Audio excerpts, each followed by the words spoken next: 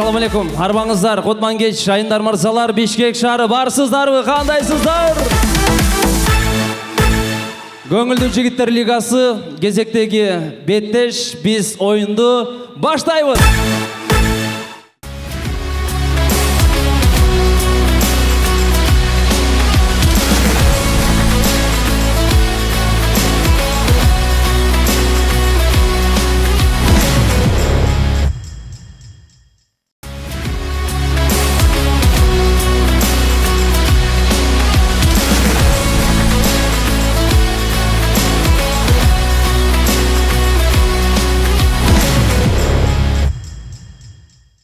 Жеті дуандан десек болот, мықты командалар келіп отырат. Рұқсат берсеңіздер ақырындап, бүгінгі беттештегі жалпы командалар шақырам. Бірінші болып сахнаға шығат Елдің балдары командасы.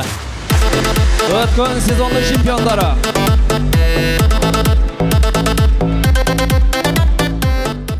Ысыккөл жергесінен Балықшы Сити командасы.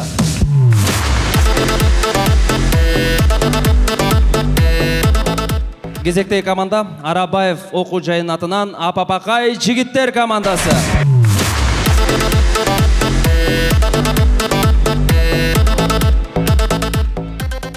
Құрама команда Шумқар командасы.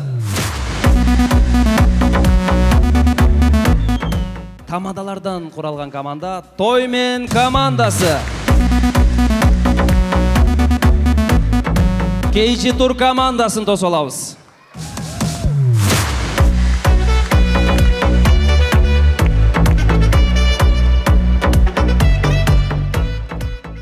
Нарын жергесі Байкемдин достары командасы.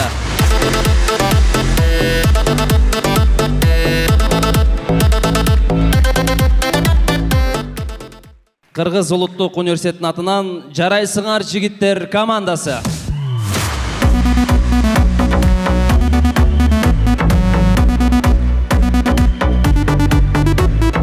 Ысыккөлдөн 2 команда бар. Кезекте команда бұл әлбетте Көлдік жігіттер командасы. Жалаң айымдардан құралған команда Girl Style командасы.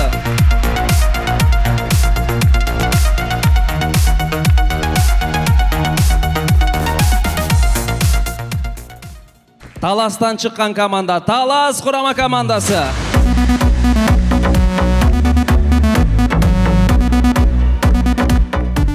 Жұмғал жергесінен келген Жұмғал құрама командасы.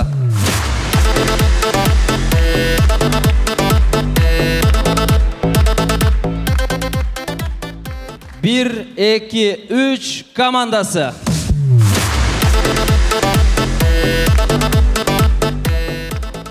Алар кимдер? Алар Баяғылар командасы.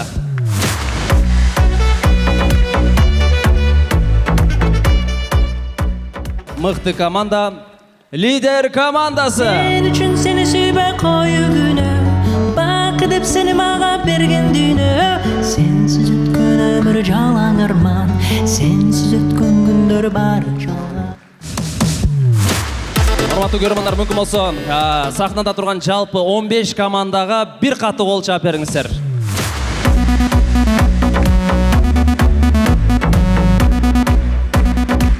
Демен, кезектегі бізден сыйлауларымыз ақырындап қалыстар тобыменен таныштырайын. Биылғы сезонымызда қайсыл команда чемпион болса, дал ошол чемпион команданы біз Құдай бұйырса Таиланд өлкөсүнө жолдомо беребиз. Бұл жолдомон бұйырса демеурчүсү мықты жігіт Аманат автонун жетекчиси Насыр Тургунбаев бүгүн бизде қалыстар тобунда. Насыр мырза, қош келдің. Бірінші рет келіп отырады, бір қатты қол шағып қойыңыздар. Мықты. Өзі жаш болса дағы, ұшындай жаштарды қолдайды. Кезектегі қалыстар тобының мүшесі Қырғыз эстрада ырчы мырзасы, сыймықты ағабыз Замир мырза.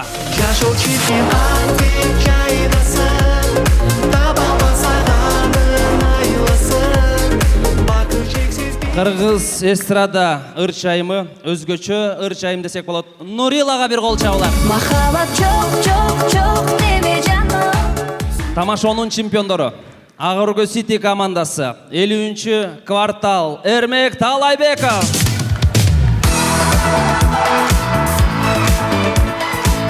Эрмек мырза, кош келдиң. Кезектеги калыс мыкты актриса Адеми Бейшембекова. Асарти командасынын капитаны, Асарти Продакшн бүгүнкү оюнубузда редакторлордун катарын толуктады, командаларга даярдыгына жардам берди. Айбек Бектемиров. Калыстар тобунун катарын толуктады. Пробканын айынан Умар Кыргыз бир кол чапа.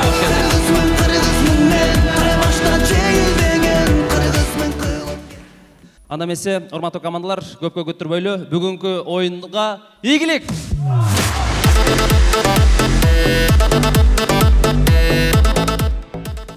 Расмий өнөктөшүбүз бар. Бул албетте Аманат Автого бир кол чап коюңуздар. Чет өлкөдөн уну алып келип берет. Даяр болсоңуздар, анда баштадык. Алдыбызда өткөн сезондун чемпиондору, элдин балдары командасы оюнду баштайт. Жалгыз досум. Өткөн оюнда жалгыз чыкпайын деп шериктериме ээрчип чыксам, Айгерим эже, сенин жалгыз ойногонуңа көнүп калыппыз. Шериктер менен чыккан сага жарашпайт экен деди эле. Досторум кайра таштап кетти мени. Мен сага ошондо эле айткам. Биз менен эле ойной бер. Наркылар кошуп не кыласың деген. Ошондой болду да не кылайын дейсиң. Мына эми эсиңе келди. Биз менен эле ойно. Ооба, ошентем. Сен бирдеме дебейсиңби?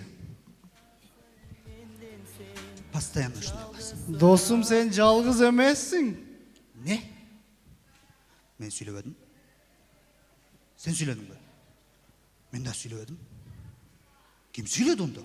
Мен сүйлөдүм.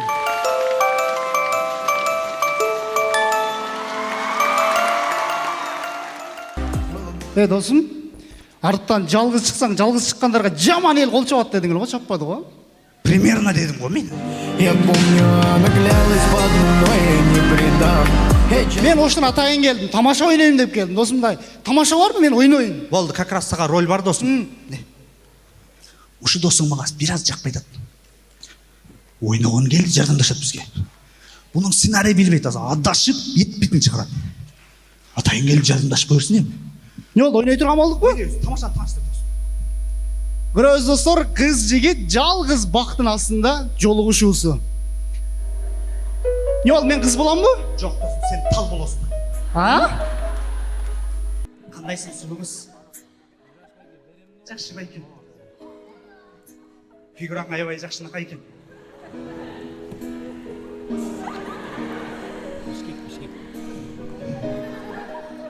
Байке, мен неге бул жалгыздарактын түйүнө чакырдыңыз? Мен сени кафеге деле чакырмакмын. Просто кафеде досуңа роль жок болуп калат эле. Байке, досуңуз чарчады окшойт, кыймылдай баштады. Жок, карындашым, шамал болуп атат. Эмнеге кечигип келдиң? Апам менин жигиттер менен кездешпеде урушат. Анан бекинип чыктым да. Ооба. Апам чалып атат. Алло. Жолушуга чыктыңбы, кызым? Ооба, апа. Калжаңдап айны түйүрбөй ушуга тийип ал бирдеке кылып эми. Ооба, апа, мен сизге анан чалсам болобу? Апаң не дейт? Lexus 570'tin açıkçı kayıtta deyit. Lexus 570'іңер бар ма? Жоқ, ал байкемдікі. Маға атам жақында BMW X7 алып берді. Қаттым бол отырман біз кесіп қалғанбыз. Ова. Айгүл! Айбек! Айгүл, сұранан мені таштабатшы. Айбек менің артымнан чұрқағанымды тоқтасоңчу. Мен сенсіз жашай албайым, Айгүл. Ушу Айбек мнелден болдыңыз. Айт қояз, таяқ жейді. Мен сүйім үшін ұшташқанға даярмын. Еркек болсаң чын қарасын араста. Айбек жөніне қой қылчы. жөніне қойыңызшы байке. Асып тұр мұндай. Берген. Не?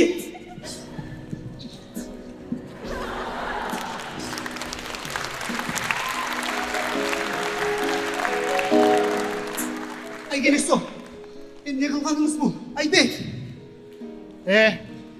Мен командаға точно керекпін өзі. Керексің досым. Қайыр кечеттік елі. Айбек байке жығылды елі. Айгүл, өкөбүздүн сүйүүбүзгө Айбекке окшогон жигиттер тоскоол болбошу керек. Оба, мен сен менен айгада чогуу барам. Ияде, өкөбүз көп балалуу болобуз. Ия, өкөбүз бактылуу болобуз Айгүл. Бактап. Мына өкөң бактылуу болушуга мен эч көзүм жетпей атат,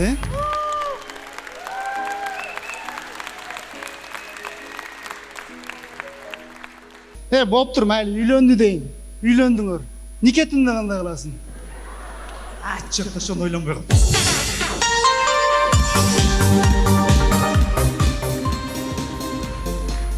Рахмат меймандар. Учурдан пайдаланып, мындан ары убакыт болобу болбой экен билет, ушул жерден айтып калайын дедим. Кадыр байке быйылкы 20 жылдык юбилейиңиз менен куттуктайм. Билдим балдар, чоң рахмат.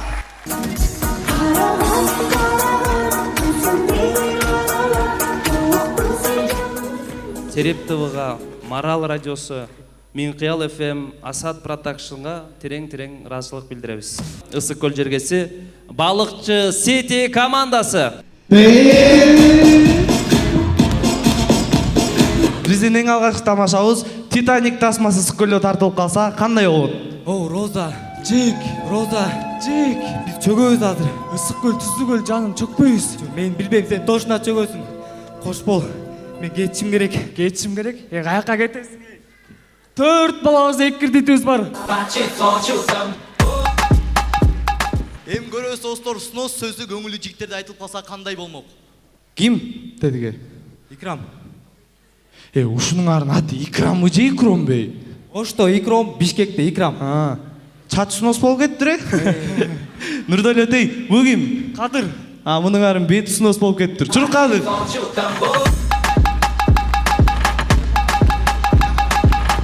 Көрөбүз достор, балыкчыда болгон свидание. Айгүл, Жорубек, карма болду. Карман Айгүл.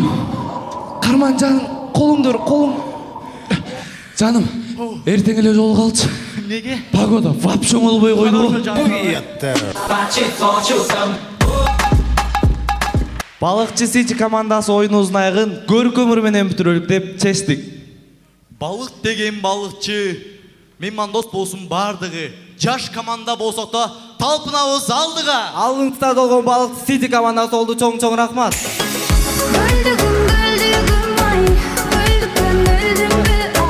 Өзүбүздүн демөөрчүлөр Альянс Мебель, un жана макарон өндүрүүчү Акун компаниясына, этно чебер саат саткан дүкөнүнө, Эрлан жана Мурат байкеге жана ата-энелерибизге ыраазычылык билдиребиз дейт.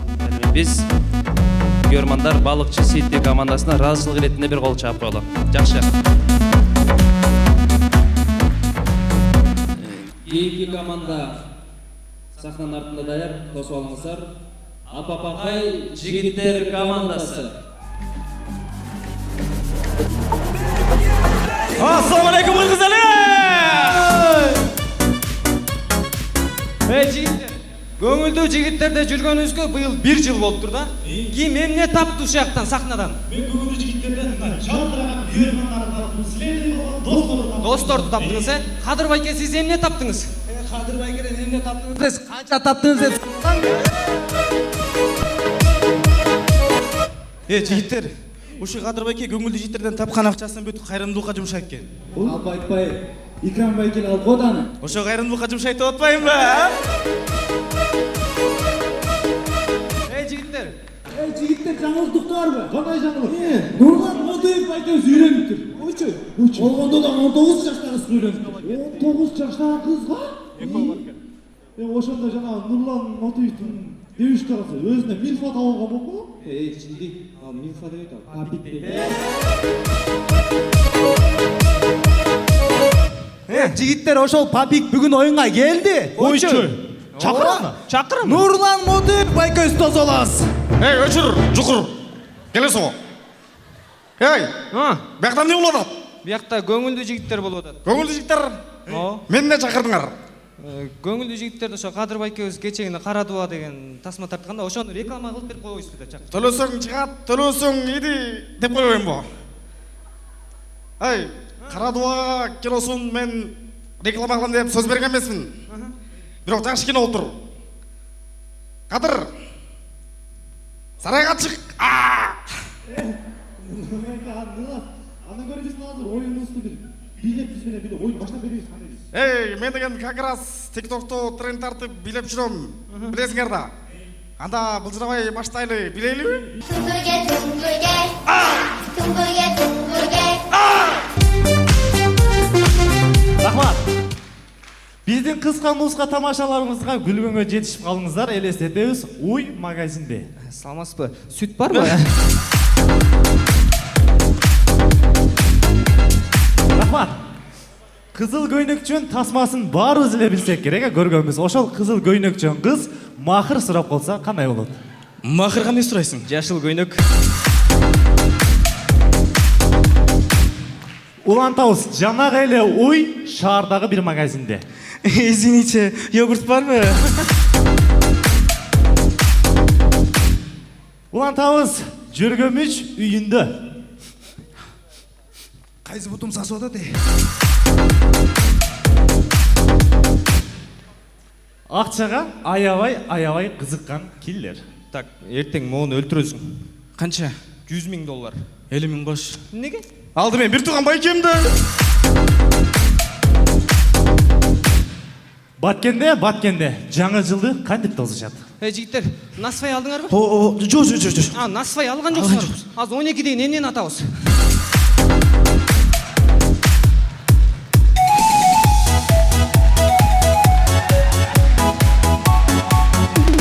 Урматтуу достор, биздин тамашалар кыска болсо дагы сиздердин кол чабыңыздар кыска болбосун. Алдыңыздарда өздөрү болосундагы жүрөк агы бабакай жигиттер командасы болду. Чоң рахмат.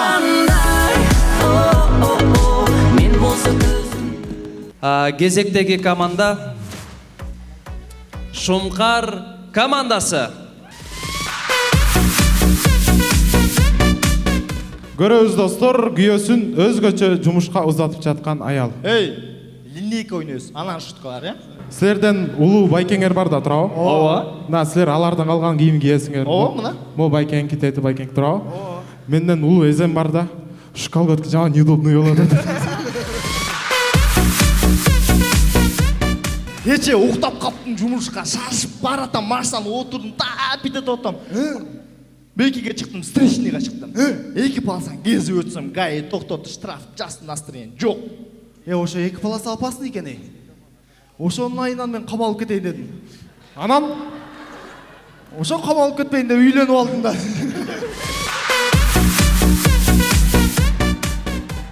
көрөбүз достор, күйөөсүн жумушка өзгөчө узатып жаткан аял. Эй, линейка ойнойбуз, анан шуткалар. Токтоп тур, футбол дедик калдык а? Ушу кыргыздын футболунчу мен мына кыздарга окшотуп турам да. Кандайча? Акыркы убактарда жаман көп внимание бөлүп атабыз ошолорго. Шумкар командасы бизге тең! Көрөбүз достор, аквариумда балык 10 жылдан бери жашап, кайра деңизге барып калыптыр, балыктар менен балык. Мен 10 жыл олтуруп чыккам.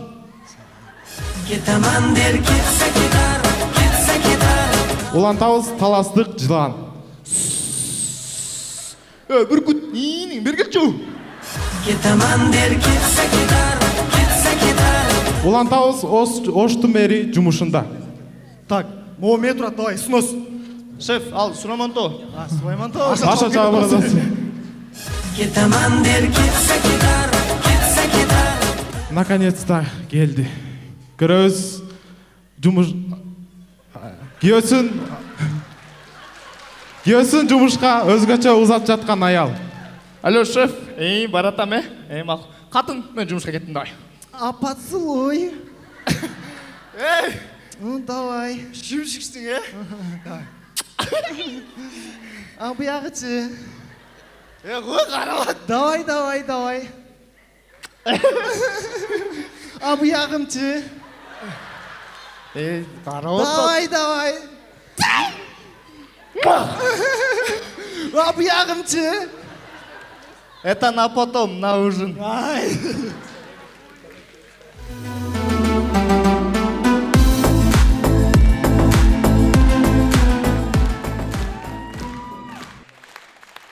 Жігітке жетмиш өнер аздық қылады дейді, турабы? Тура. Мына Қадыр Жарматов байкебізсе кино тартады, турабы? Тамада, турабы? Актер, турабы?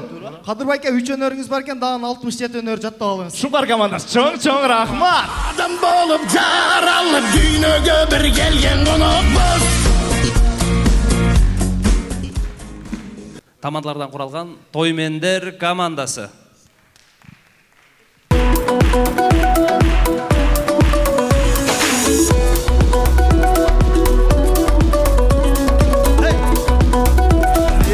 Ассалаумағалейкум Бишкек! Бара келді. Қандайсыңар туғандар? Отырасыңар, Атабековтың концертіне ақшаңар жетпей. Қоя тұрсыңар, азыма сообщение келіп өтеді, мүмкін болса, оқытшы ғана. Жанат, көңілді жігіттеріңді көріп отырам. Бүгін алдығы жылыстардан бірді алып келбесең, үйге кірбейсің, түсіндің бе? Аяшқа? Кет ошондан ары. Жігіттер, мен бүгін өзім қалағанда өнеймін. Бүгін шындап айтқанда соңын ойнаш керек та. Ажыраш деле кете берем, ажырашқандар болып кетіп атпай. Тура қаласың, ажырашып кет. Ажырашып кеткендер азыр ретке шығып кетіп болады. Вот, мына Мирбек Атабеков ажырашты деле 23 күн концерт берді, болып кетесің. Аны айтасың, Нұрланбай кетші. Нұрланбай кет. Кілейген Бишкек аренаны чоғылып тұрып. Конечно, ажырашқаннан кейін. Тегеменен жараш олмады ма? Аны айтасыңар, біздің ұлы деле ағаларыбызчы ажыраштырып қайры үйленіп алатпай. Өзүнө 30 жаш кичүү кыздарды алып алат. Муну все болду мына. Нормально. Бүгін до конца ойнайлы. Болса 5, болбосо 15. Балдар, той!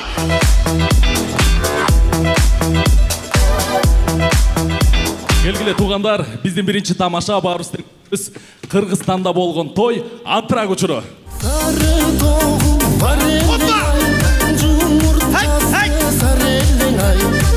Эй, бала, сен нормальный музыка қойосың бу же жоқ бу?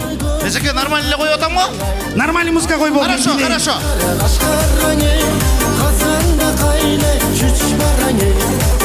Эй, бала, сен вообще беті жоқ екенсің. Нормальный музыка қойосың бу же жоқ бу? Же нормальный эле қойып атпаймын, мамай. Нормальный қой бол, мен билейін. Эй, сен вообще музыкант болбой эле койчу болды. Урматтуу, нормальный музыка сураган эжекелер. Нормальный музыканы суранардан мурда нормальный музыканы атын айтып койгулачы, пожалуйста. Достор, көрөбүз, Нурлан Мотыев агабыз тамада болуп калганда кандай болмок? Эй, тойго келген жалпы жумкур шүмшүк бадлапа дөнөктөр. Азыр Кудага сөз берилет. Тамада байке, Нурлан байке, Замир мырза келип калыптыр, ырдайм дейт. Какта Замир. Азыр мен ырдайм.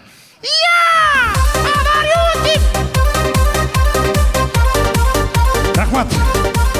Так, тетежер отырған эжеке, сізге приз. Тетерде жөн эле вообще эчтеке албай турган брат, сізге да приз. Кол чаап койгула, алакан арага жүн чыкпайт. Пожалуйста, кол чаап койгула, рахмат. Тугандар, өзүңөр көрдүңөр, алдыңарда Тоймен командасы болду. Жигиттер айта турган сөзүңөр барбы? Ооба, бар. Азыркы кезде ажырашуулар өтө көп болуп атат тугандар. Андан көрөк үй бүлөнү сактап калалычы. Ооба, жана голос туктуңарда калдыңыздар, пожалуйста. Шанс маленький вот этому человеку дайте, пожалуйста. Орусчага ошо кетейин, рахмат. Тоймен командасы. Чоң рахмат.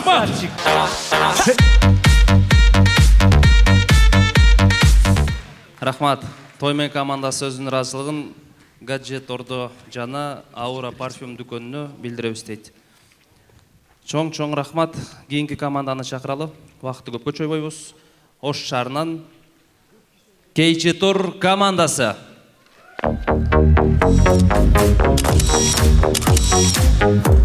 Мына Кыргызстанда жаңылык көп. ЛТРде 7 каналда, УТРКда күндө жаңылык берип атат, көрө турган адам жок. Ассаламу алейкум. 17 айдан бери көрүшүп экенбиз. Ассаламу алейкум. Кандайсыңар? Калыстар тобуна Адеми келип калыптыр го. Адеми. Туган күнүмө не апересиң? Велосипед апересиң. 2007 девушкаңа сүйлөгөндөй эле сүйлөйсүң го? Чындап эле жылы канча болду экен? Мына жерде толтура карышкырлар бар да, жылын таппай аткан. Давай анда жылын таап көрөбүз. Давай. Сен мындай кыл. Акыркы 2 санын ойло. Ойлодуңбу? Кандай сан экен? Жылтырган сан экен. Жок. Мен сенен жылынын санын сурап атам. 2008'dir мен каяктан билейин эми? 2009го дейм. Может 10'dur. 2010 демекчи. Кече бир кыз менен таныштым да. Мындай фигура дың, мощный кыз экен. Барып танышып сурасам 2010мун дейт. Анан кой эми көңүлү түшүп калбасын деп кичине сүйлөшүп койсом, кечкурун 2009 байкес чалып алып кандай анан күйөө ала дейишпери.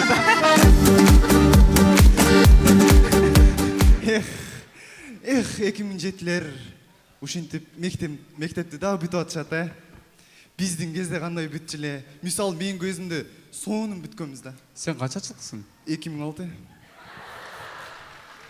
Көп болуп тура бүткөнүң а? Ооба. Буйруса, 1 жылдыгым өткөзөйүн деп атам. На, 1 жылдык деп калды го. 10 жылдык өткөрүп атышат да азырчы. Бул жакта 10 жылдыкты мындай окуп бүткөн мектебине 10 жылдыктар чогулуп келип, мектепке поле салат экен да. Ошто биздикилер 10 жылдыкты ызычуу кылып, Москвадан акча салдырып, поляны салды эле мир кирип сыноо кылып таштады. Анысы мейли.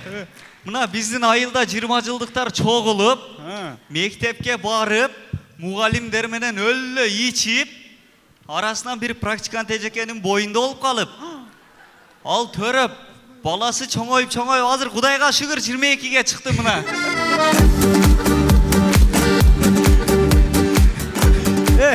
Биздин айылдачы 40 жылдыктар дүң болду. Бир чогулайлы деп 40 жылдыктар чогулуп кетип атты эле, ортосунан бирөөсү кайтыш болуп кетип, тажайга кайтты. Анан угушум боюнча Кадыр ага кара дуба элдерге окутуп атыптыр го, Элдерге кара дуба окуткан жок. Айтып айтпа. Кара дуба деген кино тартты, кара дуба менен күрөшүп атат. Окубаган караңгы.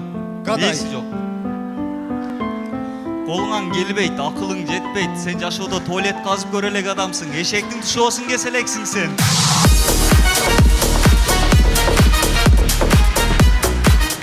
Күндүзү күн жаман ысып атат, Койчу күндүзү ысып атабы? Эмне, түндөсү ысыйбы эле. Жок, просто урматтуу туугандар, айтайын дегенибиз, күндүзү көчөлөрдө билбейм го, бирок автобустарда кыямат болуп атат. Нинтип жүргөндөр мынтип эле жүрөт азыр автобустачы. Анан автобустун водительдери көрүп аткан болсоңор айтып коеюн дедим эле. Чекти көргөзгөндө жакшылап карагыла. Мен өзүм эле 1,5 ай 1 чек менен жүрдүм көзүм. Автобус демекчи, автобуста болгон окуя, тамаша. Баламды эмизип коеюн, бала, эмне карап атасың? Жок, карабай элем неже. Каякты карап атасың? Жок, караган жокмун неже. Сен карап атпайсыңбы азыр? Жок, караган жокмун неже. Сен сүйлөгөнчө карап коюп атпайсыңбы? Балаңыздын башы менен окшош экен да, эже, караган жокмун неже. Сен карап атасың да, азыр карадым. Эми эркеккенбиз да, көз кетип калтат. Эмне кылайын эже мен?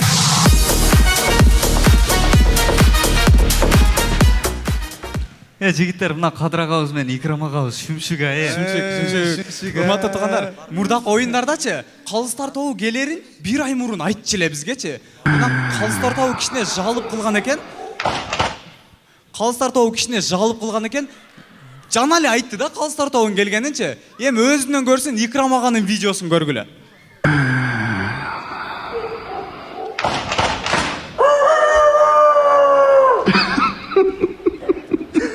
Кейшир командасы кетти!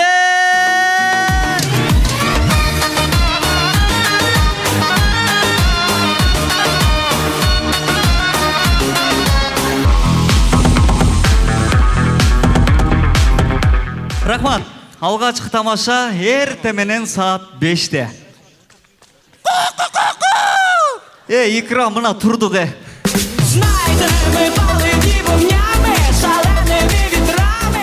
Султан Сулейман зеригип калыптыр. Ханым, сизге кыздарды даярдап койдук. Кайсысын тандайсыз? Сүмбүл кызык кыздар болбой калды. Жүрчү, сенин очередиң окшойт.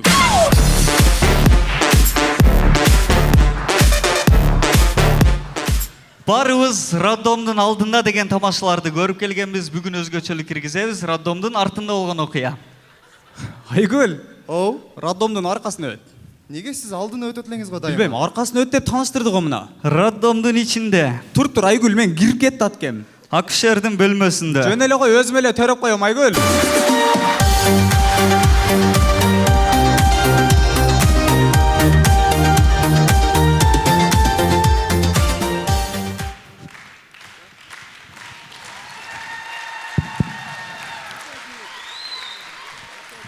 Рахмат. Урматтуу достор, оюнубуздун акырында не дейбиз? Былтыркы сезондо чемпион болгондо Вьетнамга кеткен, эки эле адам кеткен Кадыр ака. Быйыл мына үчөөбүз даяр болуп турабыз. Буюрса, даярдана бериңиз. Сиз дагы кейиштер чоң рахмат.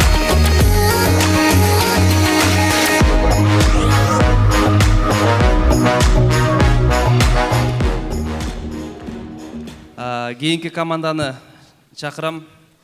Бул команда Нарын Жергеси Байкемдин достору командасы.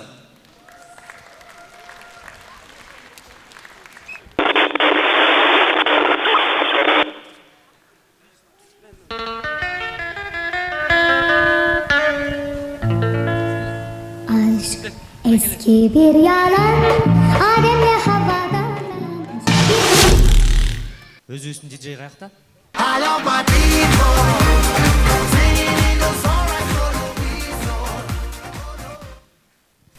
Жо, сенин билети жок, Байкең келди, отурду. Диджей каякта? Саламатчылык, отура бериңиздер.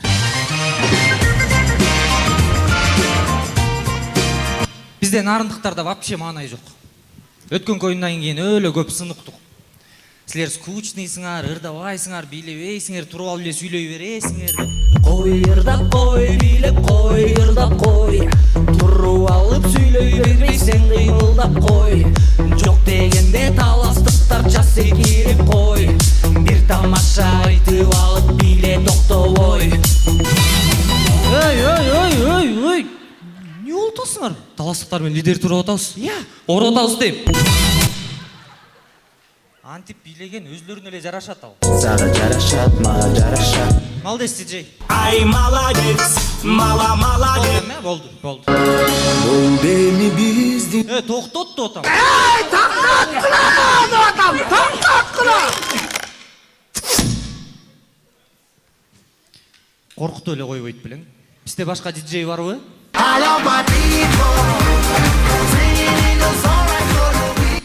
Сен бир эле киши киргизем деп өдүң беле?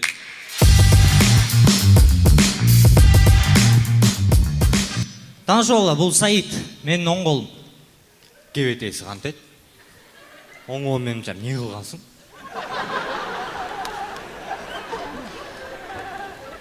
Биз бүгүн оюнубузга кичине шоу кошолу деп, силерге скучно болбосун деп, Жакска чалдык.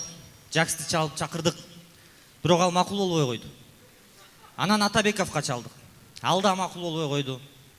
Ойлонуп, кимге чалабыз, эмне кылабыз деп отуруп, анан деп отурсак бизге Икром байке өзү чалып калды. Алло, жигиттер, мен башкы редактормун. Силер менен чыксам шоу болот, жарабыз депчи. Биз макул болбой койдук. Тарым калган окшойт. Редактурадан 4 тамашаны чийип салыптыр го. Икрам деген ким эле? Баягычы, муздак 5 бармак жебегенчи. 5 бармакка рахмат. Кичине ысытып келбепсиңер деп кім? Айгерим жебей мага берип койду. Икром байке, биз көпкө ойлондук. Көпкө ойлонуп отурдук.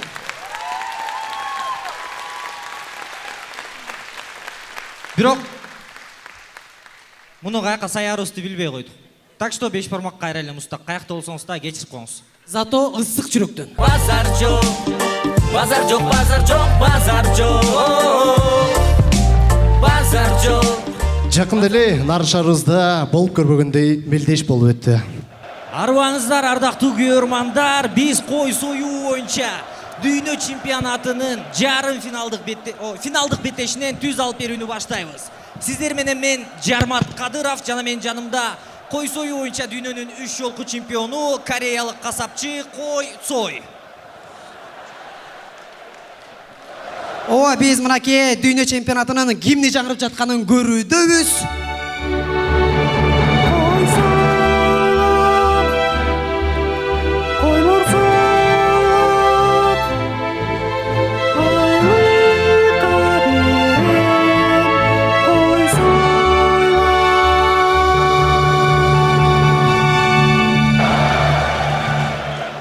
Эскерте кетсек, бүгүнкү финалда нарындан келген Курч Пычаков кайраак Кыргызстандын намысын коргосо, анын каршылашы казакстандык касапчы Козуну Муздагычев.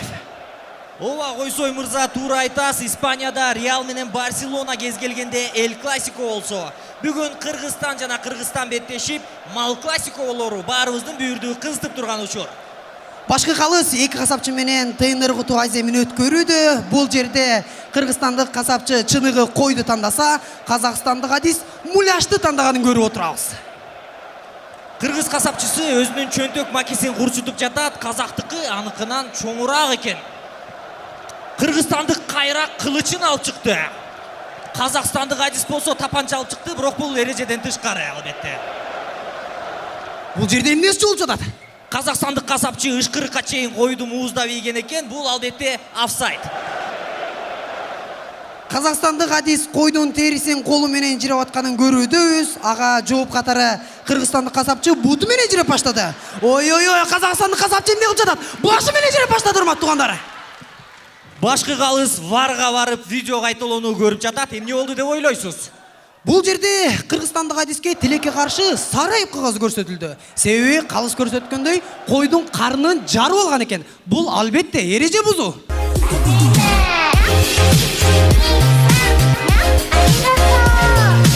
Үйдүн кичүү келини келип ичагарындарды артканга алып кеткенин көрдүк. Бул жерде эмне иш болуп жатат кесиптеш? Кыргызстандык касапчы бир нерсеге нааразы болуп жаткандай. Жигиттер, эркекче сойбой койдуң аре. Эркекче союп койсо болмок. Мына Алматыга мен баргам. Силердин бүт правилаңарга макул болуп койдум. Мына мен союп бергем жигиттер. Позор жигиттер. Албетте түшүнсө болот. Биз сиздер менен коштошобуз. Кийинки оюнда койдун башын бузуу боюнча Азия биринчилигинде угушканча сиздер менен мен Жармат Кадыров жана кореялык Кой Цой. Базар жок, базар жок, базар жок, базар жок. Базар жок, базар жок, базар жок. Баса, айты койке. Сиз жакында эле Ошко күйөө болбодуңузбу? Ооба. Ошто кандай экен? Алар кээ бир сөздөрдү башкача айтышат экен деп кой. Прикинь, жаңа эле эт бар го? Этти көш дешет экен. Көш? Эт да бул Көш. Эт кайдагы көш, эт да, Туу, кайнага, айтып койчу, эт деп койчу. Көш. Көш экенсиң. Көш. Эт да бул, эт. Туу, бери келчи. Мону мына по буквам окучу талган. Ты, чоң оку. Көш. Туу, эт да бул, эт да бул, эт.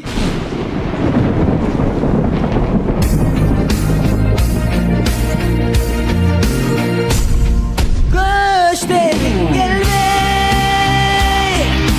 кучактаймын этти жибербей, сүйбөс эч ким этти бирмендей, а мени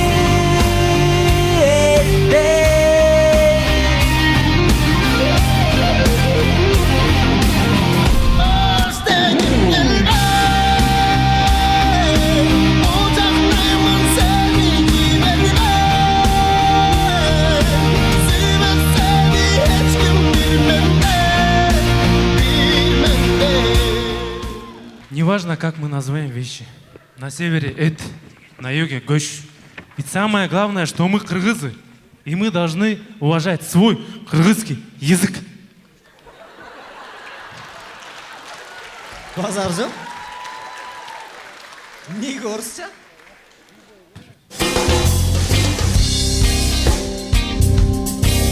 Чындыгында албетте туура ар кайсы жерде ар кандай айтылышы мүмкүн, бирок бул биздин эне тилибиз, тилди сакташыбыз керек, тилди урпакка өткөрүп беришибиз керек. Тил бул эл байлыгы. Тилди 2 саат кайнатсаң нормально бышат, чота курсак ачкан окшойт. Байкем достору, нарын, ошону эле айтып коелу дегенбиз. Диядыр ачып жатканда мен арымдан жазган Тарыхта негизи нарындан күчтүү КВН командалар чыгып келген. Биздин мезгилибизде Саяктар командасы чыккан. Ал эми ошол команданын артын улай Байкемдин достору командасы. Ыраазычылык Нарын шаардык кеңешинин төрагасы Жылдызбек Эсеналиевичке жана ошондой эле Нарын шаарынын мэри Тутуев Канболот Мусаевичке жана даам кондитерине ыраазычылык билдиребиз дейт. Чоң рахмат Байкемдин достору.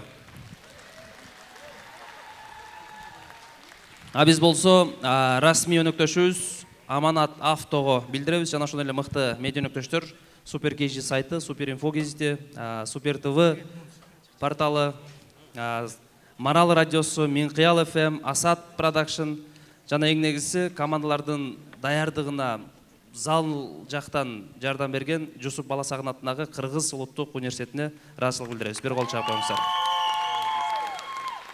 Кийинки команда тосуп алыңыздар. Жарайсыңар жигиттер командасы.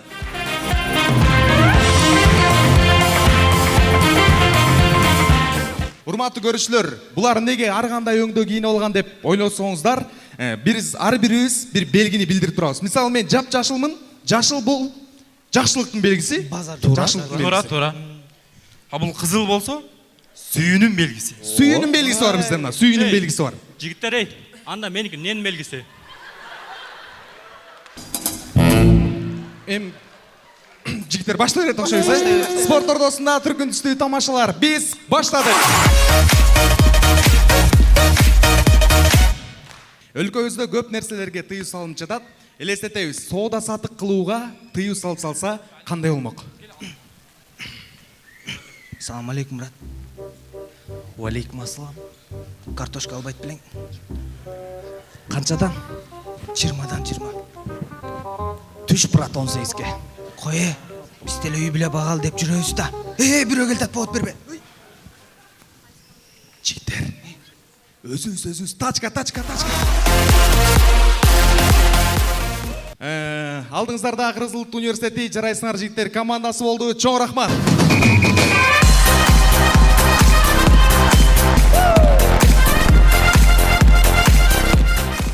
Кыргыз Улуттук университетинин жаштар департаментине жана номер 7-чи жатаканага ыраазычылык билдиребиз дейт. Жайкы сезон, Көлдүн сезону келип атат. Кезектеги команда Көлдүк жигиттер командасы. Салам алейкум бейшке.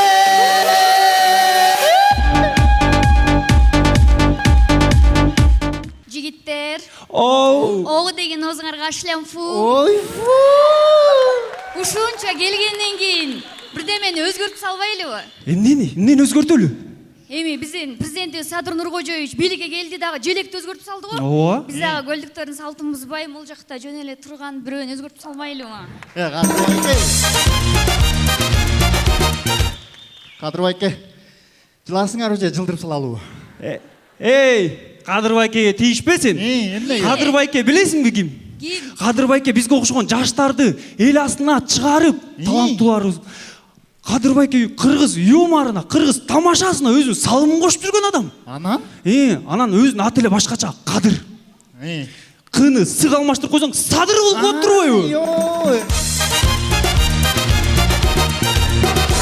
Анан мен Кадыр байке бир кайрылуу жасап кетейин деп ойлондум, аябайчы. Кадыр ооба, мисалы Казакстанда жайдарманда ойногон командалар жайдарманчылар дейт.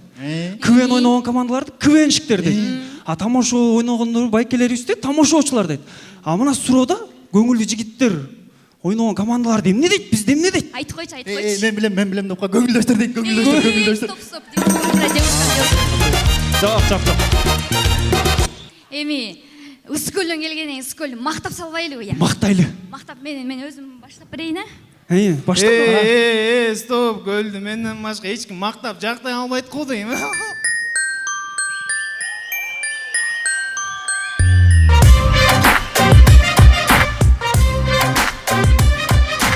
Ассалаумағалейкум, Қадыр өке. Алейкум Сіз ассалам. бош еле тұрасыз ма? Иліп қойыншы,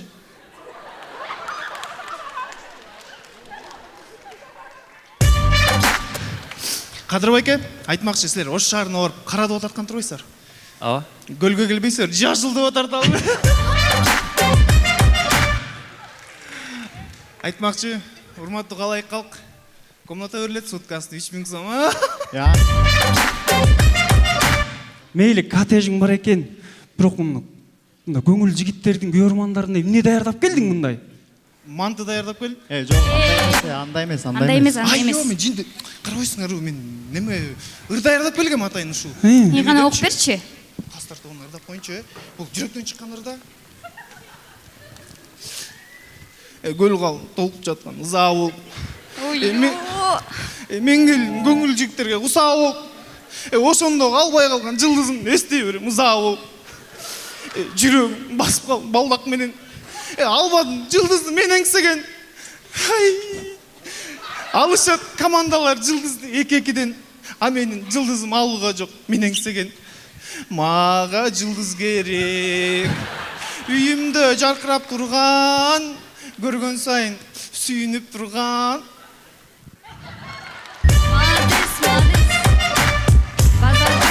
Базар жоқ, базар жоқ. Мына мен ыр алып келдім да. Сіздер емін алып келдіңдер? Біз бе? Тамашу алып келдік. Көрсетпейсіздер. Ал тамашаларды башташ үшінші, бірінші біз башталышыз керек та? Анда баштайлы. Баштайлы.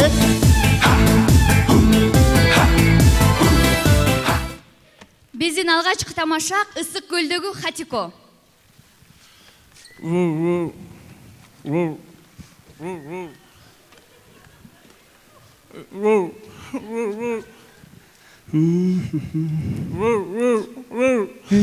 Доске, 4 сааттан бері шақта тұрасың, қой бермейді ау, Вообще қой бермейді қой, күшті кәнді қой еркек.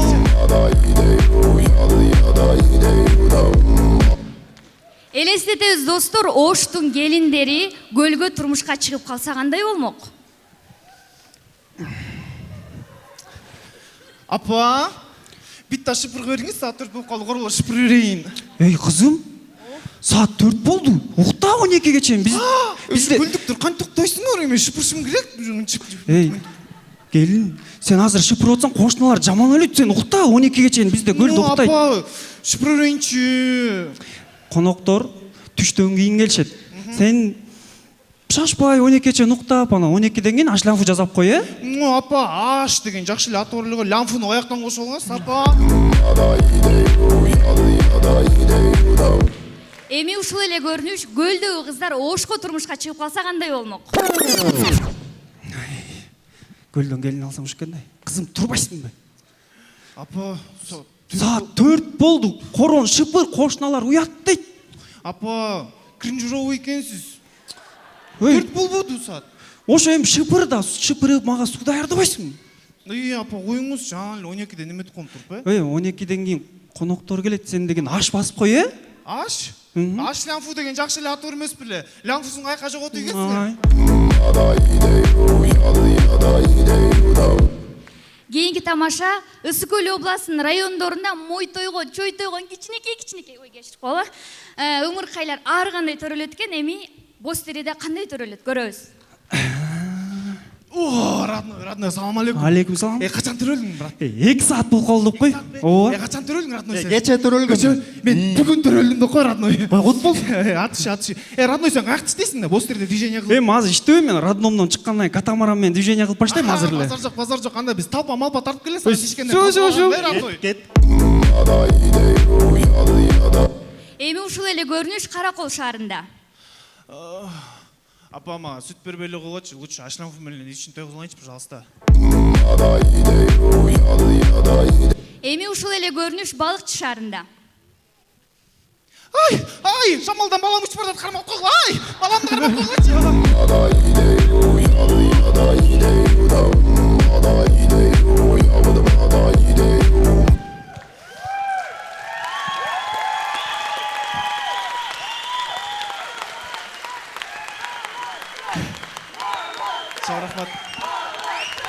Рахмат, чоң рахмат. Командаштар, мен қалсар тоғына қайрыл олайын, Қайрыл? урматтуу жаркыраган каздар тобу, алдыңыздарда турган бир жылдыз көлгө барып бес алып келсе дейм. Бирөө дебей, экөө барып эс алып келсе жакшы да, 3 ай бою парочка болуп кичине. Парочка дискүчтө. Үйлөр дагы как раз бекер. Анда эмесе, алдыңарда көлдүк жигиттер болду. Көңүл базар чоң рахмат.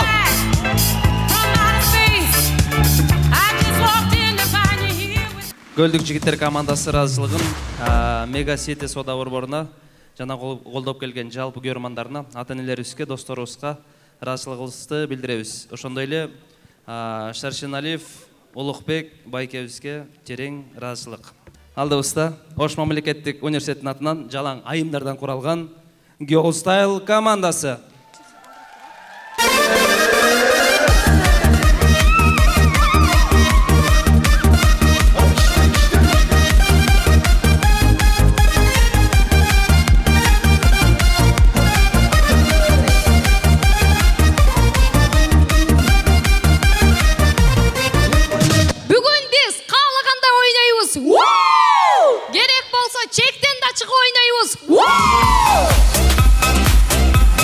Кандайсыңар анан илинип турган колбасалар? Ал не дегениң? Булардын бардыгы армияга барган эмес да. Тем более бул сөздү мен айткан жокмун. Надира Нарматова эжекебиз айтты, чынбы? Кыздар, кечээки оюндан кийин Кадыр байкебиз калыстар тобуна тийбегиле дейт. Буларга ким тиет? Ким тийгиси келип аттыр? Тем более булардын семьясы бар. Вот ошо семьясы болсо дагы мына красавчик Ерма байке Шахиданын запросунда жүрөт. Фу! Неге фу? Оле? Келип ушул Шахидага жазыңызбы? Сиздин дагы вкусуңуз бар экен да, ака. Кыздар, мага кечегүнчү бир атам менен тең чал жазып алыптыр. Кичине мотивге окшогон бирөө деп карадым да. Карасам, ал жерде бир антифар очки тагынган мал базардагы сүрөтү менен бир киши турат го. Дагы астына балдары менен бактым, альхамдулиллах деп жазып алыптыр.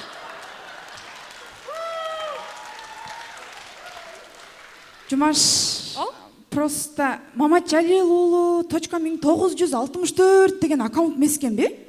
Ал сага дагы жаздыбы? Бабник десе. Ал менин атам болот да. Атаң? Ужас! Неси ужас? Мен айткаммын атама, жазганга жараша кичине жакшынараак кызга жаздым деп. Пепси ичип атып, көйнөгүнө төгүп албаган, уктап атып, коңурук тартып, подушкалардын уйкусун тубаган кызга жаздым деп айткан эмесмин мен атама. Боптур, эмне деп жазыптыр? Айдан номерин сурап жазыптыр. Вот это вкус. Мен ошону сага апа болгонго татыксызмынбы? Же 16 Pro Max'не мага жалкау экен. Жумаш. Просто мага окшогон кызды төрөйм деп атып өлүп калбагын.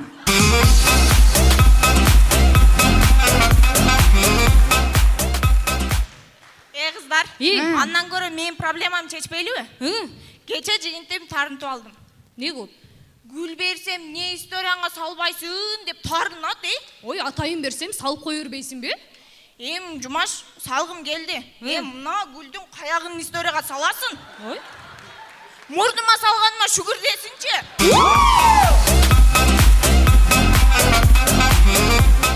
Урматтуу жигиттер, силер ичип алганда чат GPT болуп каласыңар. Любой нерсени сурасак бар да жооп бересиздер го. Ал эч нерсе эмес. Жигиттер фуршетке баргандан кийин бир дагы жолу көрбөгөн кыз үчүн ошончо жыл жанында жүргөн досун сатып беришет го. Ал эч нерсе эмес. Ресторанга баргандан кийин баягы кызды өмүрүндө көрбөгөндөй аялынын жанында чыкпай отуруп калышат го.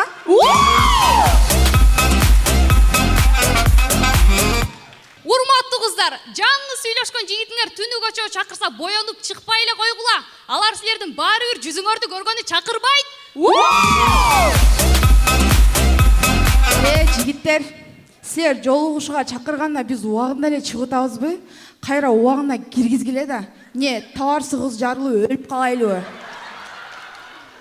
Дагы аркасынан масүйч дейсиңер. Уже толду бак да, каягын ачабыз.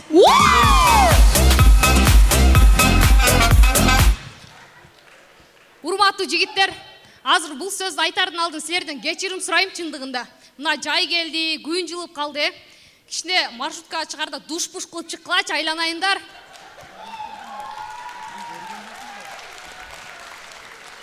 Аныңардын жыты бир шашлыкка сепкен уксуздай эле болуп атат. Анын алдында индустар неудобный болуп кетип атышат. Бир жакшыраак бир жардам берейин дейм.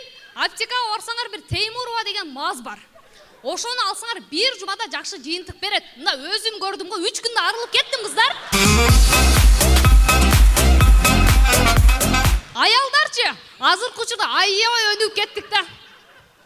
Аябай өнүгүп кеттик. Мына иштегени деле аял, окуганы деле аял, бизнести башкарганы деле аял болуп атат.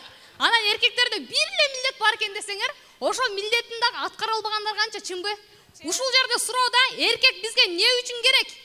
Жумагүл, эркек деген раса керек да. Буларсыз биздин жашообуз кызыксыз болуп калбайбы? Мисалы үчүн эркектер кошуналар мен туалетиме кирип албасын деп сааттап занят кылыш үчүн керек да булар. Эркектер керек. Кичине ооруп калсачы, ай мен азыр өлүп калам, өлүп калат окшойм деп паника кылып жатып алыш үчүн керек. Кыздар, эркектерчи, кичине айткан сөзүңдү көтөрө албай, таарынып бир жума сүйлөбөй коюш үчүн керек да. Кыздар, стоп, не деп атасыңар? Атадан жаралганыңарды унутпагыла. Эркек не үчүн керек? Эркек сенин урпагыңды улаш үчүн керек.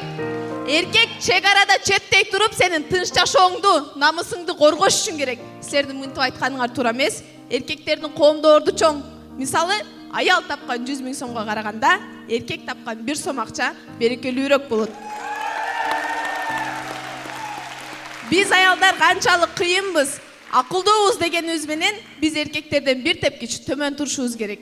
Биз канчалык кыйын болсок дагы, анда эмнеге ушул убакытка чейин аялдардан пайгамбар чыккан эмес? Себеби биз ошол силер жамандап аткан эркектердин кыйшык кабыргасынан жаралганбыз.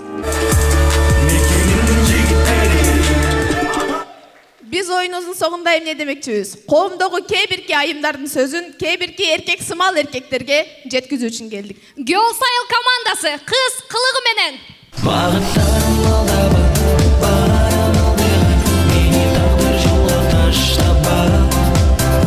Girl Style командасы өзүнүн ыраазычылыгын бир туугандай болуп калган байкеси Медер Камчыбековго, Сыймык Курсаналиевге жана ар дайым колдоп келген ата энелерине ыраазычылыгын билдирет.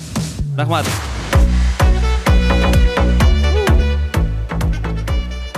Расмий өнөктөш Аманат Авто барып алыңыздар. Кийинки команда Талас Жергесин намысын коргойт. Талас курама командасы.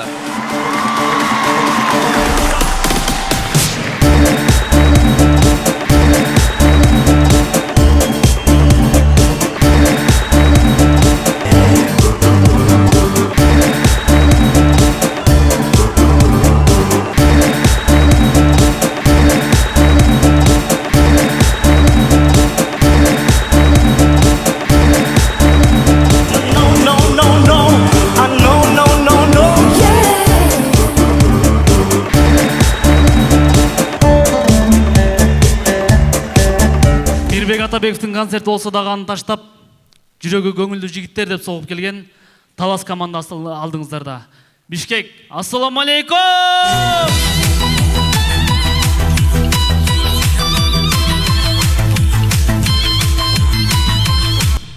Өзүм жалгыз чыккандын себеби, бирөөбүз кинодо жүрөт, буйруса чоң экрандан көрөсүздөр. Бирөөсүнүн 10 жылдыгы экен, кашайып. Ошака кетти. Азыр бир карап келе калайын. Келсе келди, келбесе өзүм күлдүрөм. Күлөсүңөр макулбу? Карап келе калайын азыр, Кайга кетти ал? Hey! 97'ler kayda? Geldir. İtler kayda, itler 10 yıldıklar. İtler kayda? 10 minden çıkarabız size, 5-50 min veriyoruz degen. Al klas sesler kayda? Ne moğu formam ne? Oy, Mesut положениянты істеп өргеннен сразу эле кийинип аз өрбөдүм ушундай эле. Эмне үч жерге жөнөттү местоположенияны? Бу жерде Так эле ушул жерден жөнөттүк. көңүлдүү жигиттер болуп атат, КВН бер. Могу формага макул. Могу гүл кимге эми? Бул мугалим Нурил ага.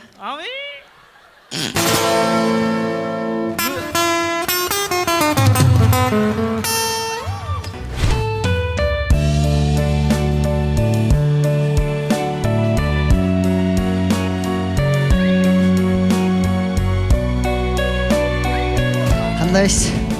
Мына сиздин 11 жыл өткөн музыкадан берген сабагыңыз курсактын жерине чейин келип калды. Нары жардам деле берген жок. Анан бир ыр сизге ак мечиттүү мектебим, аппак сулуу эжейим, өнөр билим үйрөткөн, баласындай көмөк берип жүрөгөн эже агайым сүйлөп коңуз. Эй, микрофон берип эмне кыласыз ага? О, гүлдү бериңиз, гүлдү.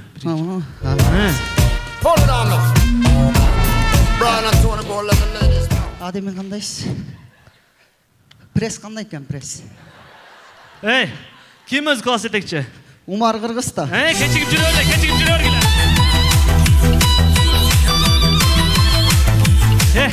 Кадыр аке калды. Аке кандайсыз? Ассалам алейкум. Ассалам алейкум. Не кемчилик аке? Кемчилик жок. Ошо бизде бир кемчилик болуп атат да. Ошо билесизби, битте бала ойночу элем жердечи. Ошонун ордуна бир бийлеп турганга бирөө керек болуп атат да. Кандай карайсыз? Кандай болуп калар экен? Зор эле болот. Мейли.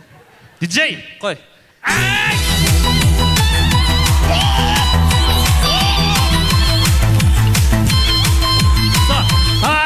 Кара дуа теп билей баштапты же, көрдүңөрбү? Кара дуа тепкенден кийин. Фанаткадан кийин ыйлай баштады эле. Фанатка? Ыйлап калбаңыз, анан ыр жазам деп чыкчу элес анан, Буйруса жакында ыр жазам. Ырдайм. Ыр демекчичи.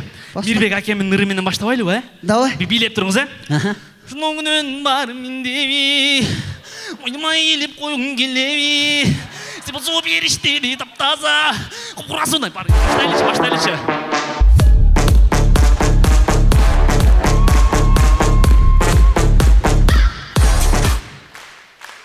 Элестетебиз, таластын иттери кандай үрөт?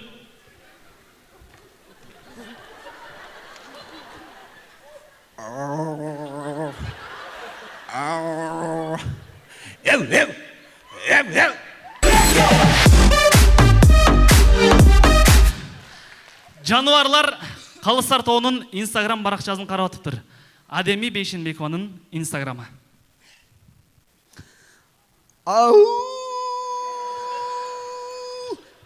Нуриланын Instagram'ы. Эрмек Талайбековдун Instagram'ы. Ушу акем баяк шуюп бүтпөй койду го. Айбек Бектемировдун Instagram баракчасы. Айбек байке жакшы өзүбүздүн эле катарда эле келаттыр. Чоң рахмат.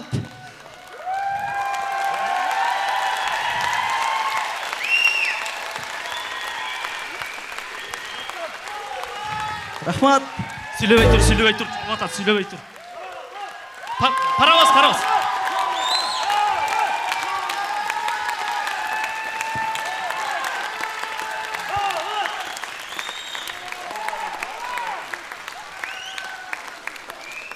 Чоң рахмат. Оюндун соңунда менин 10 жылдыгым менен, Куттуктайм. Сактасын сол көздөрү. Өчүр. Кечирип коңуздар, өткөн коюнда ушу диджей шоштук болчу. Бунузда да отуруп алган турбай. Ошо. Таластан негизи таланттуу ырчылар көп эле чыгып атат. Бир жакшы бир музыкант таппай койдук да бир. Музыкант болсо. Оштуктарга жалынып атабыз. Кайра десең. Тамаша, чоң рахмат. Таласым алтын бешигим. 20 жылдан көрүшкөнчө. Кыргызымдын жүрөгүндө талас бар. Кыргызымдын жүрөгүндө талас бар.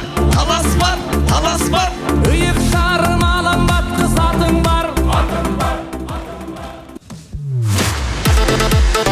Саналуу командалар калды.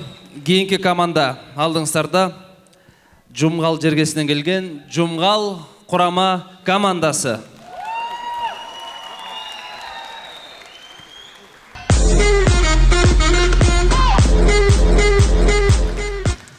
Арыбаңыздар кыргыз элим. Биз алыскы Жумгалдан атайын чемпион болобуз деп келген Жумгал командасы дагы бир жолу ийилип калды. Чоң рахмат.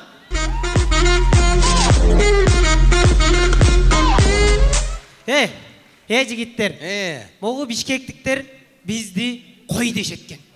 Кой дешет. Нарындыктарды кой дешеткен. Коюңду кой.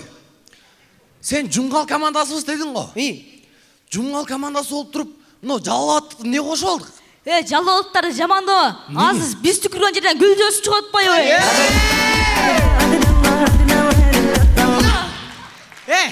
Андай дебе. Азыр ар бир жерде бирден жалалаттык болуш керек эди. Биздин биринчи тамашабыз мындай болсун достор. Жумгалдыктардын үй бүлөсүндө болгон окуя. Тишим. Ата тишим ырот, тишим. Тишим ырот? Итти тиши орсун, эчтеке койт. Ата тишим ырот, тишим. Итти тиши орсун, эчтеке койт. Ата койдун буту сынып калыптыр. Ой, ап кел дагы өлүп кал. Улантабыз достор, жакында эле Кадыр Жарматов агабыз Кара Дуба тасмасын тартты. Ошол тасманын трейлеринин астына жазылган комментарийлердин коллекциясы. Ифритке окшош калып турбу? Аябай коруп кеттим. Даратканага кантип барам? Икрам байкеге молдо болгон жарашпайт экен. Менде телеграмда бар, сатам 150 сомдон. YouTube'га чыкты. Название фильма, пожалуйста.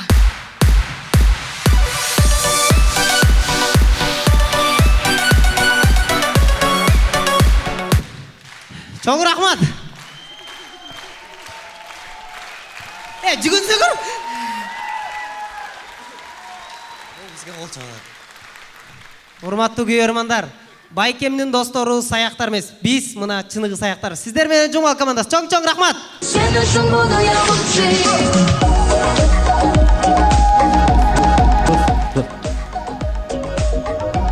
Жумгал командасы мыкты, көстүбес бир кол чаап коюңуздар. Жумгал командасы өз ыраазычылыгыбызды ата-энелерибизге, жакын досторубузга, Тарил жана Алтынбекке жана Жумгалдан алып келген Кудайберген байкебизге терең ыраазычылык билдиребиз дейт. Рахмат. Чындыгында Кара Дуба деген тасма тарттык. Эми кээ бир көрөрмандар билбеши мүмкүн. Жашоодон алынган таасирдүү тасма болду. Азыр театрларда коюлуп атат. Барып көрсөңүздөр болот. Рахмат. Кийинки команданы чакырам. Уже сахнада. Биз келдик. 1-2-3 командасы. Менде бир кызыктуу бир окуя бар да. Кызыктуу окуяң тетакка туруп айтып тур. Мага бир нерсе интересно да. Эмне? Биз могул жерде ар бир телефон колдонот, ошону алганда эмнеге? Алло деп алабыз. Тура. Менде дагы бир кызыктуу нерсе бар. Сен кое турчу, бияка турчу. Менде дагы бир кызык суроо бар да. Неге муздак чайды ысып туруп кайра муздатып ичебиз, я? Эмнеге кыздар? Ондай төшү ачык кийим кийип туруп анан кайра ошол жериңерди мынтип жаап аласыңар мынтип. Токтоткула, эмне деген тамаша, мен айта турган нерсе бул эмес, кызыктуу нерсе. Тамашаларды эртерээк баштоо эле, убакыт кетип атат. Биздин алгачкы тамашабыз көрөбүз. Властелин колец киносу Кыргызстанда тартылып калса кандай болмок?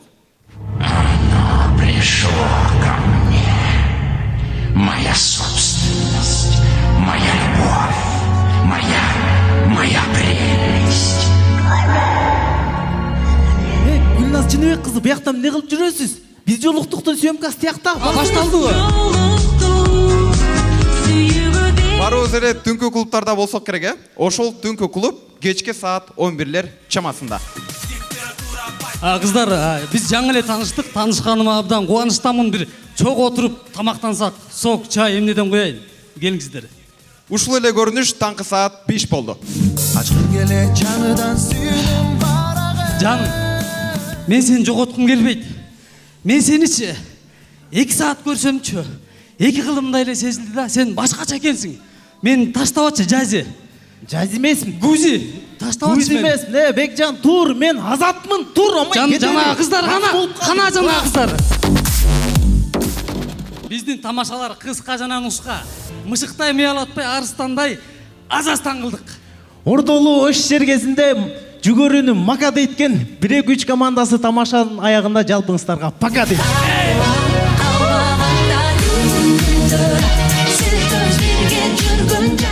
Берек үч командасы ыраазычылыгын диджей Жыргалбекке билдирет. Рахмат. Тосолабыз. Баягылар командасы.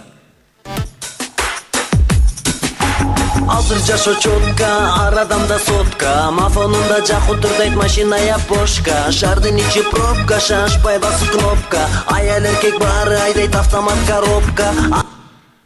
Халкын санына караганда машинасы көп кыргыз элим. Ассаламу алейкум. Эй, менде бир сунуш бар силерге.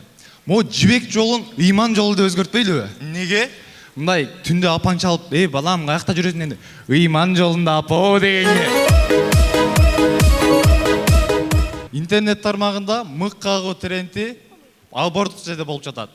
Көрөбүз, мамлекет кызматкерлери. Сотто отурган сенби? Ооба мен. Азыр 1 кагып кирсең 1 жылга соттойм, 2 кагып кирсең 2 жылга соттойм. Тарс! Эй, кой мык бере элекмин го сага.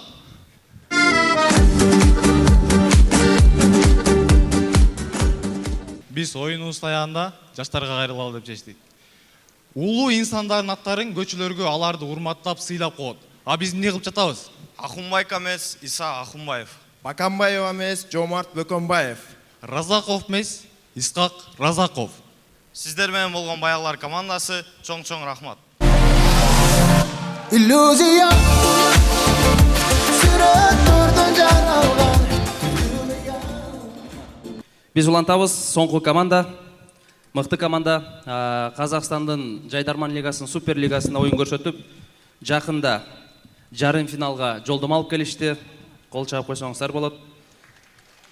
Лидер командасы.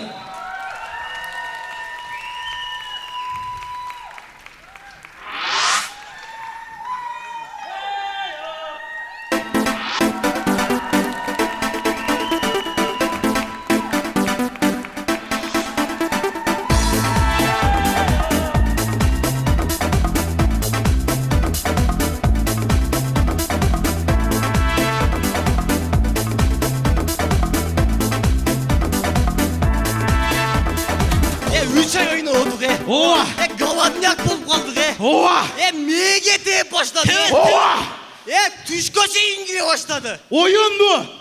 Oyun daha giriyor da. Kırgızda bir söz var. Birle söz var o. Çok Kırgızda bir жақсы söz var. Қалған сөздің бардығы жаман mı? Айтпаймын. Hafta sonunlar maşinadan daha koyup gitti. Oha! Şunu akırın ile aytayım. Hafta sonunlar maşinadan daha koyup gitti. Oha! Anan hafta sonu menen suluk salonunun okşoştuktары. Кыйшиып қалғанның бардығын жамап тұрып сата деген. Хей ми? Хей!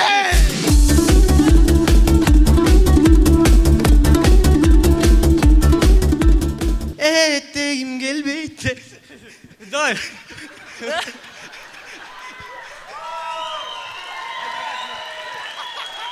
Мен мына автобус айдағандарға өлі абидан бар, Менде мүмкіншілік болғандачы. Осы автобус айдағандарды общий бір маршрутқа тығып, ортасы боп-бош кен жылғыла деп тұрып, ал 5-6 индусы тығып, анан люкті жаап тұрып, мынан носкиsin шешіп салып тұрып,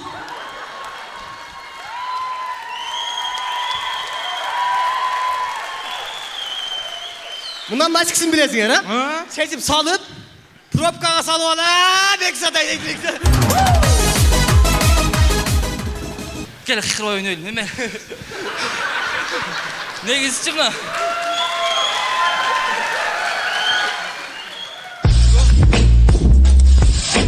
Ermek Bey андай videoları görmeye otursanız. Mına Göңөз жигиттердин максаты бул жаш кадрлар чыгаруу да. Карыган кадыр акадан башка эч ким чыга эле, эркекче. Ооба. Карыптыр акабыз бечара. Кадыр ака карыптыр. Көңүлдүү жигиттерден түшкөн акчаны мәсисине беките баштаптыр, Азыр оюн бүткөндөн командалар арка кодо мәсисин тартабыз. Ол мейли аркам терлейт, марли коюп бергиле дейт мойду. Ой, аны койчу, мына карап тур. Өткөндө той болду да. Ошол жерде 60 бирлер менен калла талаш урушуп кетсе.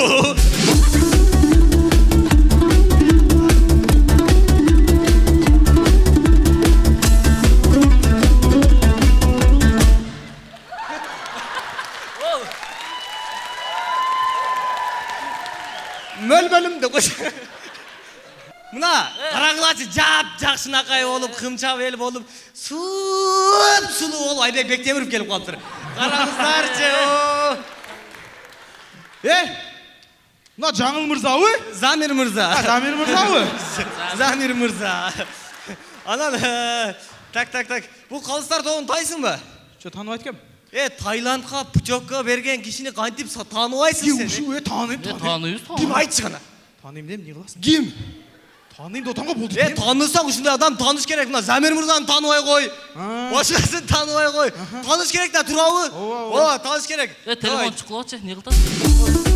Замир мырзага такси чакыртам.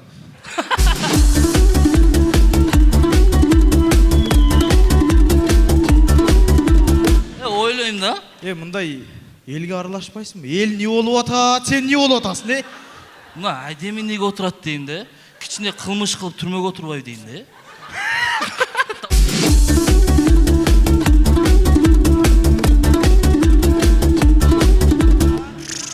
Эме, мына айлар жылдар өтүпчү мына. Айлар жылдар өтүп 25 майда келип калды барыбыз. Ооба, 25 май 2007-лер ыйлайт эртең. Кыздар ыйлагенс, балдар ыйлайт. Мен сени көрбөй калам деп ыйлайт десең. Болсо эртең экзаменде отурат деген. Ооба, экзаменге келишет. Мына сусундуктарга ат коюп башта дейм. Бул не деген пендечилик эме? Ооба, ошол сусундуктар Баткенде өтпөй атыптыр. Неге? Баткенде Мамат Карим, Мамат Сали, Өлмәс, Лала, Лүлү деген аттар жок да. Ол мен Даниэл деген атты таппайсың деген. Ооба. О, чоң кыз, не дейсиң? Көп ойнап койдукпу? Болду, автобус токтоп калат дейт. Болуп бүтүрөлү дейт. Бүтүрөл. Анда болсо оюнубузду билебейсиз болду. Мына оюнубузду жыйынтыкташ үчүн мына Футбол Федерациясынын президенти, генералыбыз өз элине өз эмгегин аябаган Камчыбек Кыдыршаевич Ташиевди чакырабыз.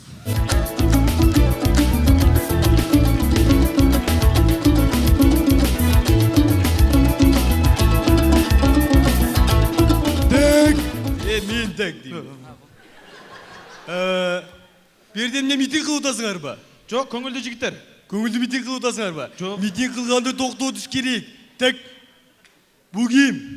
Бул Жаңыл мырза. Ой, Замир мырза ол. Замир мырза. Муну бирөө кыз деп атабы? Жок. Будан Замир эле болосуң. Так. Болду.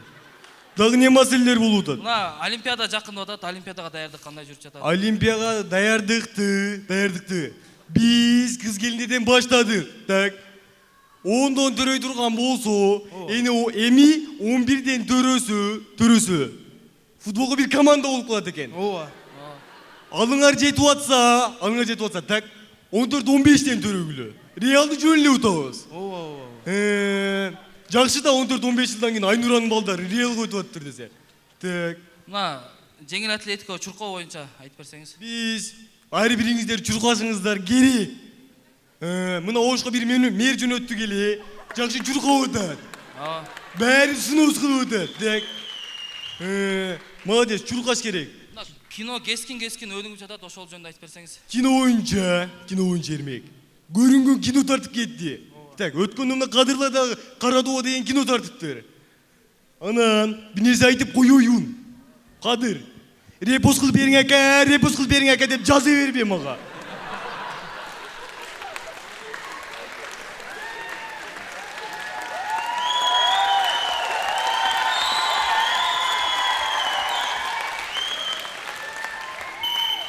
Мына азыр эмеде көрүүчүлөрдүн арасында жаштар аябай көп. Ошо жаштарга кеңеш айтып кетсеңиз. Жаштарга кеңешим. Жаман жолго баспагыла, клубтарга барбагыла. Так. Жакшы жолдорго баргыла. Каякта ал жолдор? Жакшы жолдорду оңдоп койдук. Бишкектин баарын оңдоп атабыз. Ошол жака баргыла. Так, анан дагы бир айта кетчү нерсе. Айта кетиңиз. Сумду айтсаңыз. Сум. Сумдун астын казып атабыз. Казган сайын. Так. Подвалда иштеген телефон саткандар чыгып атат.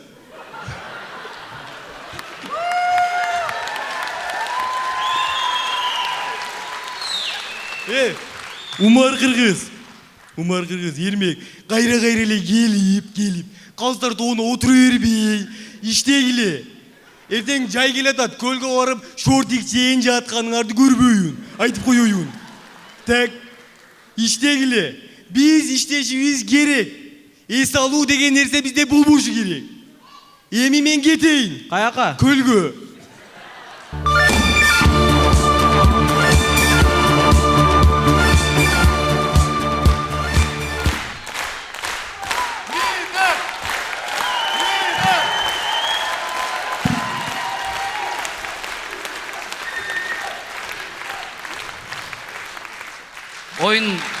Oyun ayağında Kırgız elinin ıntımağın biz Hamza, Aslan inilerimizin sborundan gördük.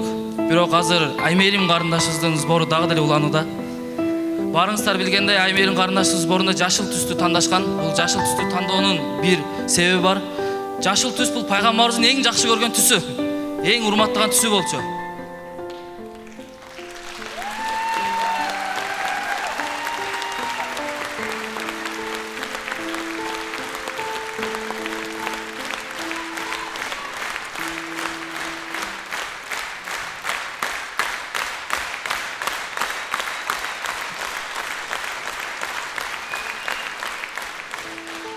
Урматтуу достор, Аймерим кызыбыз каралбай калбасын.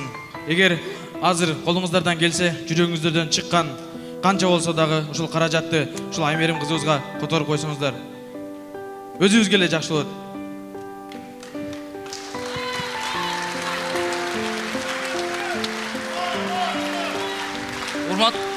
Урматтуу туугандар, барыңыздар деле мобилдик электрондук капчык болсо керек. Аз барыбыздын телефонунузда электрондук капчык болсо, телефонуңузду алып чыгып, биз номер айтсак, колуңуздардан келген сумманы которуп койсоңуздар, биз абдан кубанычтуу болмокпуз. Номер 0777 801 594. 0777 801 594. 0777 801 594. Рахмат достор. Рахмат достор. Эми сиздер менен болгон Көңүлдүү жигиттер лигасынын 2023-жылкы чемпиондору лидер командасы болду. Биз дагы да күлдүрүп сиздерге жылмайып тартылып келе беребиз. Чоң рахмат.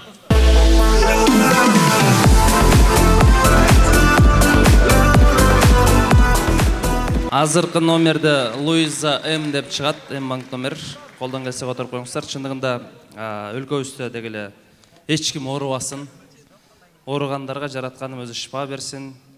Өткөн айда чындыгында кыргызстандыктар биз ким экенибизди көрсөтө алдык, дүйнөгө үлгү болдук десем болот.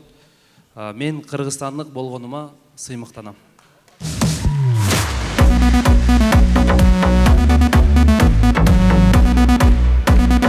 Лидер командасы ыраазычылыгын ырчы эжекебиз Азиз кызы Тахминага жана Белек бренд шоп дүкөнүнө билдирмекчи. Чоң рахмат. Жалпы командаларды сахнага чакырам, келиңиздер.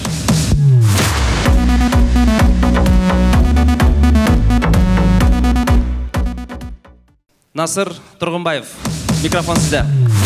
Бүгүнкү оюн боюнча кыскача оюңуз, андан кийин колуңуздагы жылдызчаны кайсыл командага ыйгарабыз. Ассаламу алейкум барыңыздарга. Өтө күчтүү сонун оюн болду. Бүгүнкү жылдызчаны мен ойлойм эч ким баары колдосо керек. Лидер командасы талашсыз түрдө өткөрүп беребиз.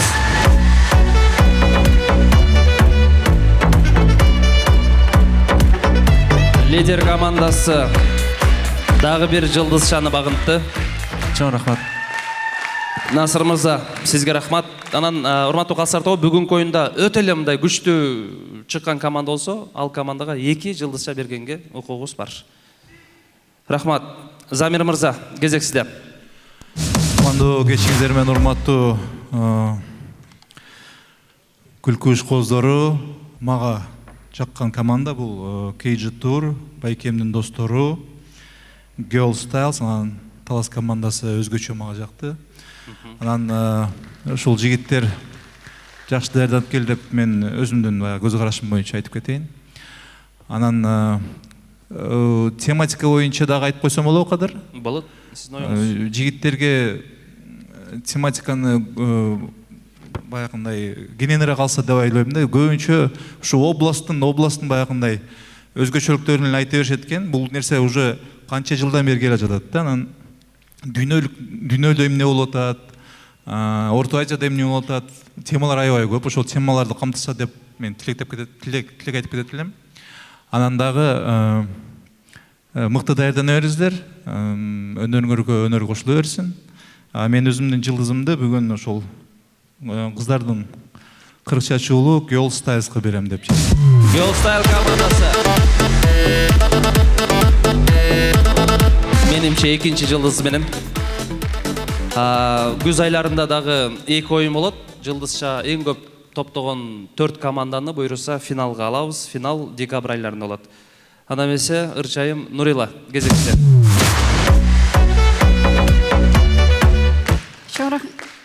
Чоң рахмат. Алгач эле жалпы көрүүчүлөр менен учурашып кетейин. Барыңыздарга утман кеч. Бүгүнкү күлкү кечебиз баарыбызга кут болсун демекчимин.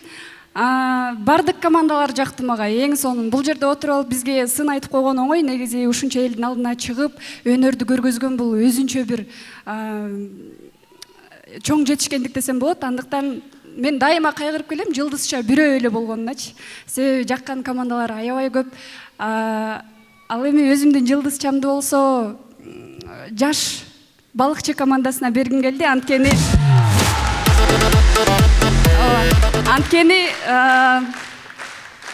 сиздерде потенциал бар. Эң сонун мындан кийин өнүгүп өсө бериңиздер демекчимин. Сиздерди финалдан көргүм келет. Анан дагы бир нерсе, Байкемдин достору командасы эт эмес көч да негизи. Браво, Нурила, чоң рахмат. Балыкчы Сити командасы менимче экинчи жылдызга ээ болуп атат. Бир кол чаап коюңуздар. Рахмат. Куттуктайбыз. Эрмек Талайбеков. Кандайсыңар достор? Келгиле командалар күйөрмандарыбызга бир дүркүрөтө кол чаап коелучу. Жанатан бери отуруп чарчашты. Бул жакта көптөгөн сон командалар чыкты. Так, жылдызчалардан бир 2-3 жазып турмун. KG Tour дегенди жазып турмун. KG Tour, KG Tour, Байкемдин достору, анан Girl Style дейби, ошону жазып турмун. Малатсы кыздар. Формаңар аябай жакшы экен, стильный экен. Анан бирок эң жаккан бул нарындан келген Байкемдин достору болду. Малатсы. Жылдызчамды силерге берем.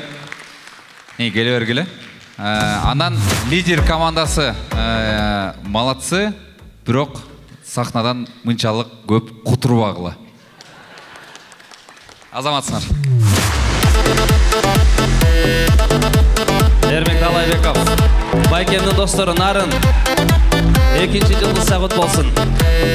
Татыктуу. Кезек Адем айымда.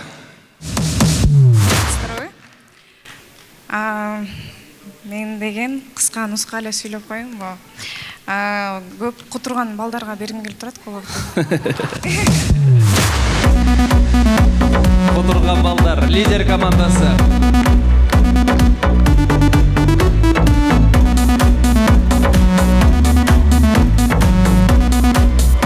Эми ар бир калыстын өзүнүн ою бар, көз карашы бар. Чындыгында бүгүнкү оюнда лидер командасы экинчи жылдызчага ээ болду. Кол чаап коюңуздар. Рахмат.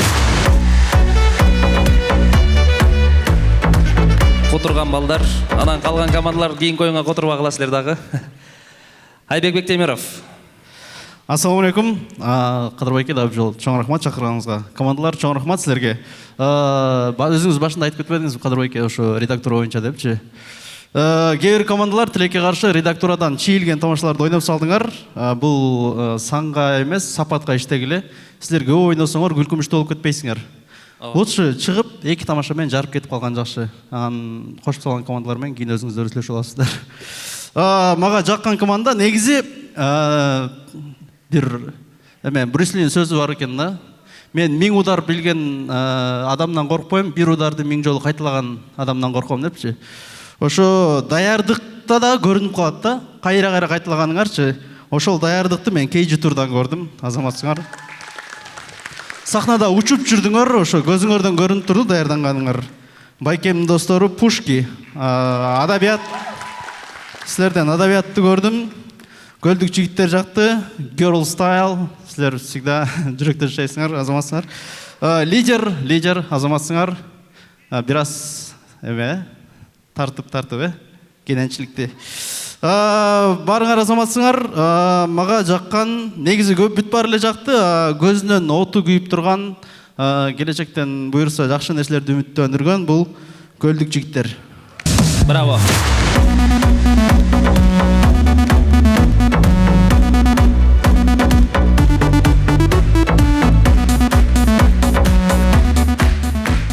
Көлдік жігіттер, жылдыз шағыт болсын. Рахмат. Соңында Омар Қырғыз. Қайсыл командаға жылдыз шағын тапшырат болды екен? Ассалаумалейкум мекендештер, арбаңыздар. Өзім Жомарт Байкем айтмақчы. Так, көңілді жігіттер, сіздерден Байкемнің достору, аябай жақсы шықтыңар, соның молодцы, другой уровень үшін. Жарайсыңар жігіттер, көлдік жігіттер тоже, вообще молодцы. Girl Style, как всегда, молодцы. Анткені қыздар постоянно ойында жылдыз çalışады. Ошондой эле Талас командасы быйыл чото мага анча сөз атпадыңар го? Таласта гана. Так, андан тышкары баягылар, анан лидер командасы, молодцы. Анан мен жылдызчамы негизи мол көш десеңер берем.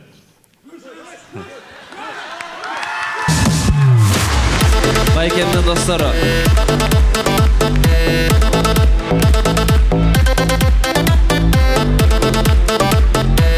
Негізі Қырғызстан ұста жеті думанның өзінің диалектикасы бар. Ош тарапта көш әлемі қырғыз адабият тілінде әлбетте ет дейбіз. Нарындан бұйырса барып ет жейбіз. Жылдыз шалған командаларды құттықтаймын. Кейінгі ойындарыбызда кимде қанша жылдыз шабыр ақырындап жариялап баштайбыз. Жылдыз албай қалған командалар кейінгі ойындарға жақшырақ даярданыңыздар. Келіп берген көрмандар, чоң рахмат, қалыстар тобы. Чоң рахмат. Жашасын қырғыз юморы. Күз айларында сіздерменен кезіккенше сақ саламатта тұрыңыздар. Анан